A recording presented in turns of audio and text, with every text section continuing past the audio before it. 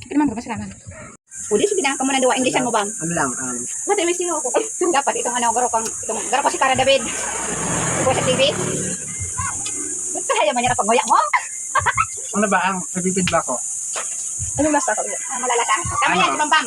Namit ang ano, maharang, and then, sa, kang karne, tama lang ang pagkalumo niya. Tapos medyo maalat-alat. Try this Spanish sinigang made by Rejanero. So, first, yung sabaw muna.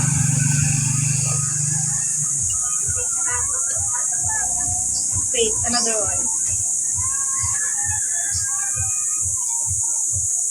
May something siyang nagawalat sa tang na kapag inano mo, yung spice niya, malalasa mo siya, didib na, pero something good siya. Wait, try tayo yung ano.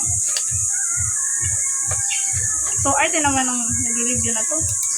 Sorry. Tama lang.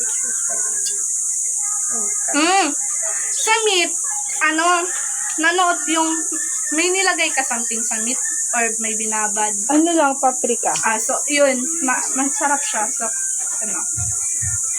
gutom talaga ako. Ano yan? Medyo maalat yung sabaw, pero sarap. Yung nagko-combine yung konting alat niya, tapos yung sa konting spice, pero it's good. So overall, 8 out of 10.